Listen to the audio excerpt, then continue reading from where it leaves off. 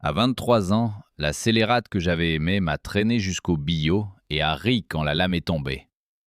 Mais quand j'ai ouvert les yeux, j'avais des pattes, un pelage doré, et j'étais blotti sur ses genoux. Elle fredonnait la même berceuse que la nuit où elle m'a trahi, ses doigts caressant ma fourrure.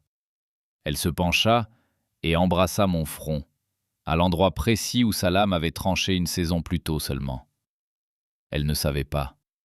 Le jeune maître qu'elle avait exécuté dans la neige était désormais son animal de compagnie préféré. Et la gorge qu'elle avait jadis embrassée avant sa trahison portait désormais son collier d'argent, comme un trophée. Mais voilà le rebondissement. Je me souvenais de tout, de chaque nom, de chaque mensonge, de chaque pièce qu'elle a prise pour me faire disparaître. J'avais 4 ans, des dents acérées, et une cour pleine de traîtres qui croyaient le prince héritier mort. Elle découvrirait ma véritable identité. Et lorsqu'elle le ferait, elle supplierait devant la lame même qu'elle avait jadis acclamée. Mais pour comprendre le loup, il faut revenir à l'exécution. Je m'appelais Aldric Vérat, prince héritier de Vérat, héritier bien-aimé d'une dynastie qui régnait sur la Côte d'Argent depuis 300 ans, sans la moindre contestation. Le peuple m'appelait le soleil du matin. La cour me disait intouchable, et j'avais à peine 22 ans.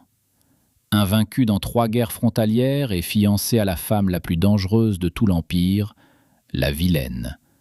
Lady Séraphine Cazette, fille d'un duc déchu, des cheveux couleur de vin de minuit, des yeux qui calculaient tout. La cour murmurait que les rivaux qui la défiaient disparaissaient, et ses tasses de thé ne laissaient jamais la moindre empreinte. On raconte que la servante qui l'avait insultée au bal d'automne s'est noyée dans 5 centimètres d'eau de bain. J'ai entendu chaque rumeur. Je les ai toutes ignorées. Car lorsque Séraphine posait son regard sur moi, son visage glacial s'adoucissait. Elle a appris la berceuse de ma mère pour la fredonner lors de mes nuits sans sommeil. Un jour, elle a pris une lame empoisonnée à ma place. Mes conseillers m'avaient mis en garde. Mon oncle, le régent, fut le plus virulent. Il l'a qualifié de serpent vêtu de soie. Il m'a supplié de rompre les fiançailles. Je lui ai répondu qu'un empereur n'abandonne jamais une femme qui a saigné pour lui. Loin de s'en douter, le régent avait sa propre lame. Séraphine cachait un secret plus ancien que notre cour. La loi impériale était simple. La trahison envers le trône signifiait la décapitation publique. Pas de procès, pas de pitié. Aucune exemption pour les nobles. Mon père a rédigé cette loi lui-même l'année de ma naissance, afin qu'aucune intrigue de cour ne puisse ébranler la dynastie. Il n'aurait jamais imaginé que la loi s'abattrait sur son fils unique. À la veille de notre mariage, Séraphine est arrivée. Elle portait la robe d'ivoire dans laquelle ma mère avait été enterrée. Elle déposa une coupe dorée dans ma main. Elle m'a dit de boire à notre avenir. Sa voix tremblait. J'ai cru que c'était de la joie. J'ai bu. Le monde a basculé. Mes genoux ont heurté la pierre. Le calice a roulé au loin. Je l'ai entendu murmurer « Pardonne-moi ».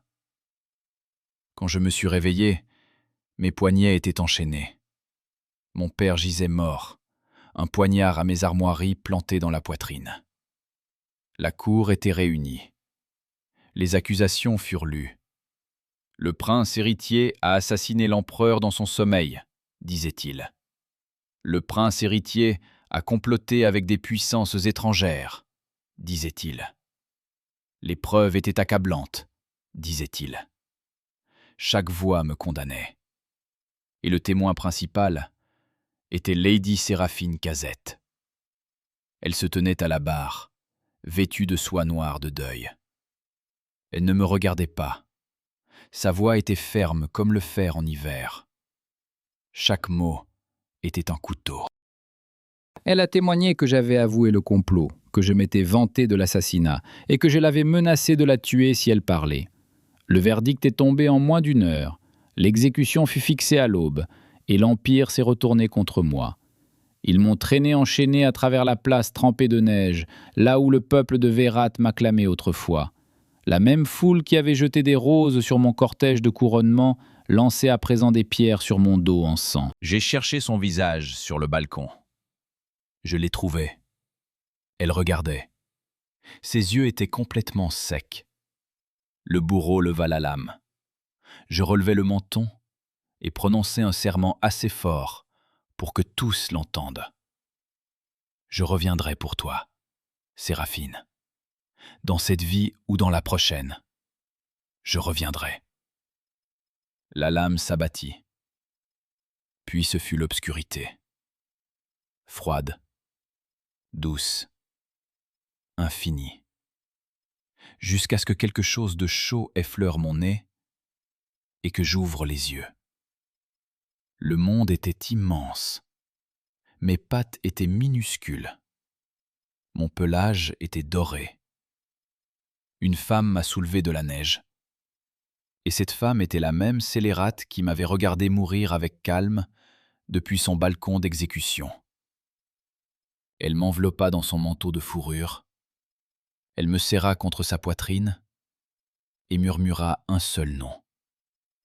Aldric. Je t'appellerai Aldric. Il aurait aimé ça. Mon nouveau petit cœur a cessé de battre, glacé. La femme qui avait orchestré mon exécution me ramenait à la maison, pleurant dans mon pelage doré, les mains tremblantes. La méchante qui ricanait aux funérailles de mon père sanglotait maintenant mon nom au fond de sa calèche. Et c'est à ce moment-là que tout a changé. Elle m'a emmené dans la résidence impériale dont elle avait hérité après ma mort, des appartements privés où aucun serviteur ne pouvait entrer, un lit de velours à côté du sien, des repas donnés de sa propre main. Elle ne me quittait plus des yeux. Moi, le prince assassiné, prisonnier du corps d'un louveteau, j'observais. J'observais chacun de ses souffles. J'attendais que la cruauté se révèle, que surgisse le monstre dont la cour murmurait l'existence. J'ai attendu. Elle n'est jamais apparue. À la place, j'ai vu une femme qui dormait à peine, qui sursautait à chaque coup frappé à la porte, qui brûla ses lettres codées dans la cheminée à minuit et pleura seule jusqu'à l'aube à la lueur vacillante des bougies, qui gardait un portrait de moi caché derrière une tapisserie et lui parlait comme si je pouvais répondre. Mais ce corps de loup avait ses utilités. Je pouvais entrer dans les pièces qu'elle verrouillait aux humains, lire les documents laissés ouverts. Je pouvais écouter à des portes qu'aucun espion ne saurait atteindre. Ce que j'ai surpris a réécrit chaque vérité pour laquelle j'étais mort, en y croyant. Elle écrivait en code, des lettres à un duc étranger, par-delà la mer du Nord. Des lettres au sujet d'un otage. Des lettres qui mentionnaient le régent par son nom. Des lettres suppliant qu'on m'accorde 1 mois de plus pour libérer mon petit frère. La conspiration ne s'arrêtait pas à elle. Elle remontait jusqu'au conseil de régence, jusqu'au nouvel empereur en attente, mon oncle.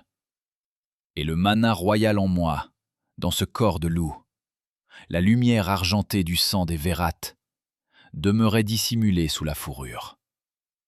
Les devins du régent ne pouvaient jamais le percevoir à travers la fourrure. Puis il l'a vu pleurer devant mon ancien portrait. À minuit, elle tenait le tableau à 2 mains, suivait du doigt la ligne de ma mâchoire, murmurait des excuses qu'elle ne prononcerait jamais à voix haute. Elle confia à la toile que la coupe n'avait pas contenu de poison, que la coupe n'avait contenu qu'un filtre de sommeil, que le corps frappé par le bourreau n'était pas le mien. Mon souffle s'arrêta dans ma poitrine couverte de fourrure. Un capitaine loyal avait échangé les corps dans le donjon. Le bourreau a exécuté à la place un condamné à moitié mort, rongé par la peste. Elle avait supplié le capitaine de me faire sortir clandestinement de l'Empire, mais les espions masqués du régent nous ont retrouvés dans la neige. Cette nuit-là, la capitaine s'est jetée sur son épée pour protéger un secret que je n'avais pas encore vécu assez longtemps pour entendre. Elle a dit qu'elle m'avait déçu. Elle a dit qu'elle avait échoué. Mais voici le rebondissement. Elle n'avait pas échoué. car le capitaine avait trop bien fait son travail.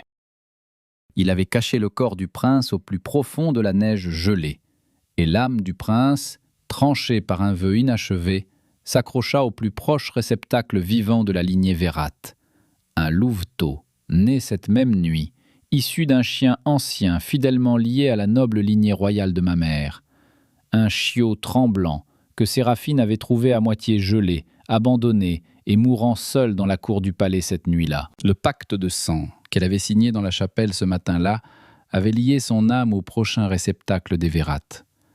Elle ne m'avait pas tué, non. Elle m'avait lié à elle, corps et souffle, à jamais entrelacés. Et le frère pour qui elle avait marchandé ma vie languissait toujours, enchaîné, au-delà de la mer gelée du Nord. Mais les espions du régent avaient déjà remarqué les yeux étrangement intelligents du petit loup qui observait depuis le coin de la pièce. Je ne pouvais pas le cacher. Quand elle parlait, j'inclinais la tête. Quand elle pleurait, mes pattes se crispaient. Les servantes chuchotaient. Les gardes fixaient du regard. Les mages de la cour observaient le couloir où le petit loup dormait seul. Un matin, 3 hommes masqués pénétrèrent dans les roseraies où Séraphine lisait, seule.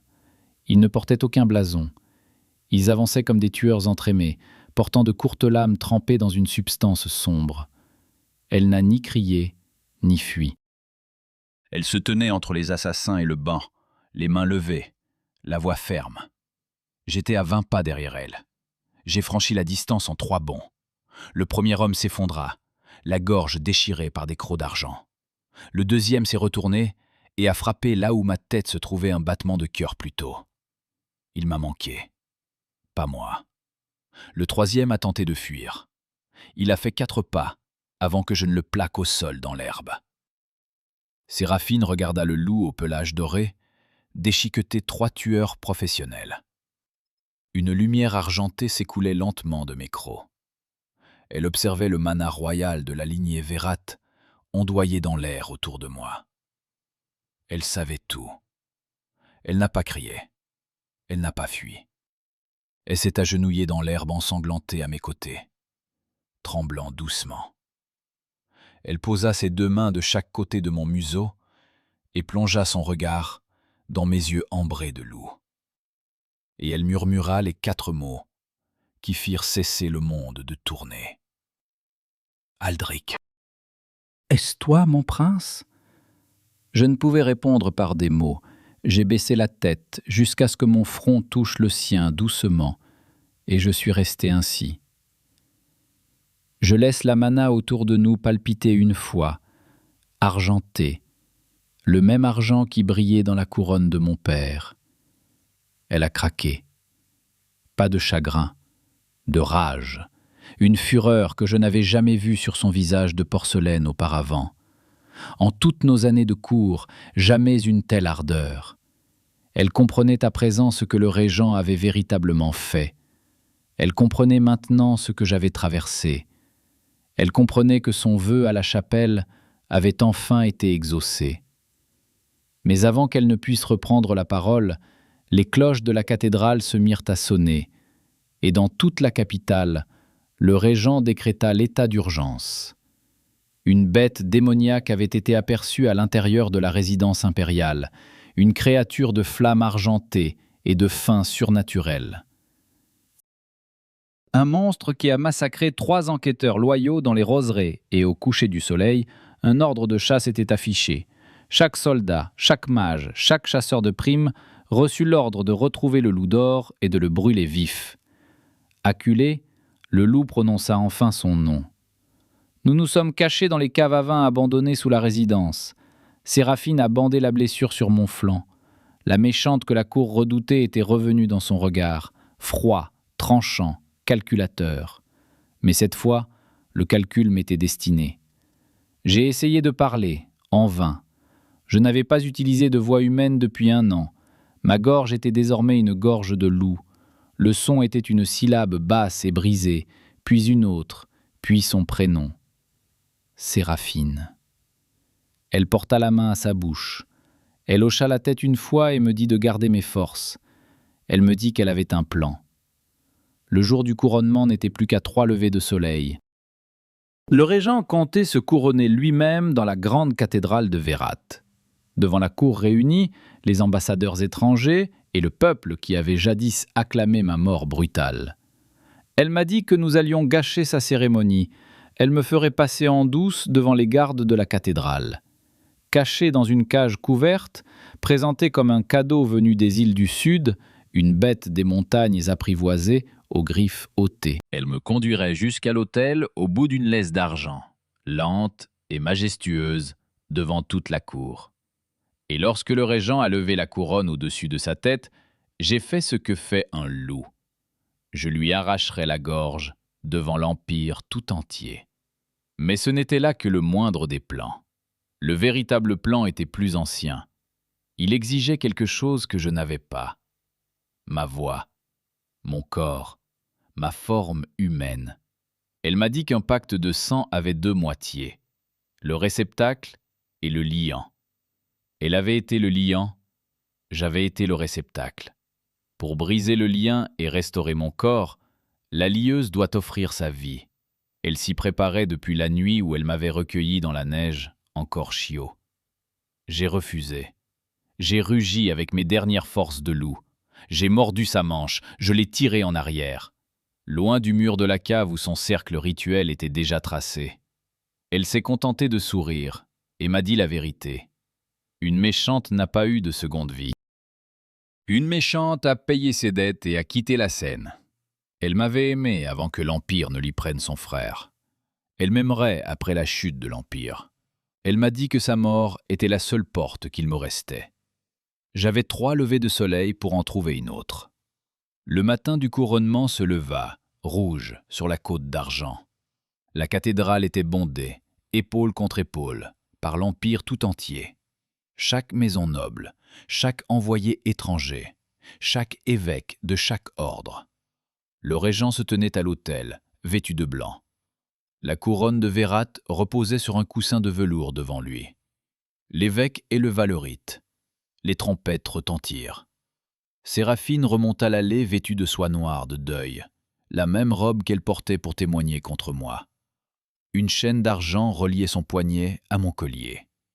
Je marchais à ses côtés, la tête basse, le pelage d'un or éclatant. Le régent vit le loup et se figea. Il avait lu chaque rapport. Il savait ce que la flamme d'argent signifiait. Il savait quel animal pouvait encore porter le sang des Vérates. Il savait qui ces devins n'avaient pas su trouver. Il a crié pour appeler les gardes. Ils ont réagi trop tard. J'ai brisé la laisse d'argent d'un coup sec. Je bondis sur les marches de l'autel. L'évêque recula précipitamment. Le régent saisit son épée de cérémonie. Séraphine éleva la voix et déclara, devant chaque ambassadeur et chaque maison, que le prince héritier Aldric Vérat était vivant. Elle a désigné le régent. Elle l'a accusé d'avoir assassiné l'empereur et d'avoir lui-même fabriqué les documents de trahison. Elle a avoué qu'il avait extorqué sa maison en menaçant la vie de son petit frère. Elle a reconnu qu'elle avait été lâche. Elle tira une petite dague d'argent de sa manche. Je me jetai sur elle, avant qu'elle ne puisse la retourner contre elle-même. Elle ne l'a pas retournée contre elle. Elle se l'est plantée dans la pomme et a pressé sa main ensanglantée contre mon front. Elle murmura la seconde moitié du pacte de sang. Le transfert, l'échange. La cathédrale s'emplit d'une lumière argentée. Mes pattes se sont étirées, ma colonne s'est redressée, ma mâchoire s'est élargie, la fourrure s'est rétractée, le collier est tombé de mon cou. Je me suis relevé des marches de l'autel, plus grande que le régent, vêtue des habits funéraires blancs dans lesquels on m'avait enseveli. Une cour qui avait acclamé ma mort fixait l'homme qu'elle avait exécuté 12 mois plus tôt. La méchante s'agenouilla à mes pieds, respirant encore. Elle n'avait donné que ce qu'il fallait de vie pour briser le lien. Elle avait trompé le pacte. Elle avait trompé la mort. Le serpent de soie avait menti aux dieux eux-mêmes. J'ai soulevé la couronne de mon père du coussin de velours. Je l'ai tournée entre mes mains. J'ai fait face à mon oncle. Je lui ai posé une seule question. Souhaitait-il avouer ou être démasqué? Il n'a choisi ni l'un ni l'autre. Il a brandi l'épée cérémonielle. J'ai attrapé la lame à main nue. Une lumière argentée brûlait le long du tranchant. Le métal s'est fissuré. La cour a retenu son souffle. Un chevalier loyal aux portes de la cathédrale a ouvert une porte latérale. En franchit en trébuchant un garçon de 14 ans, émacié, enchaîné, aux yeux de Séraphine. Son frère, libéré à la même heure. Par son dernier homme fidèle. Elle avait orchestré chaque pièce de ce plan, même celle auquel elle ne pourrait survivre. Le régent laissa tomber l'épée brisée. L'évêque, la voix tremblante, lut à haute voix la loi que mon propre père avait rédigée. La trahison envers le trône signifiait la décapitation publique, sans procès, sans pitié, sans privilège de noblesse. Le régent pâlit.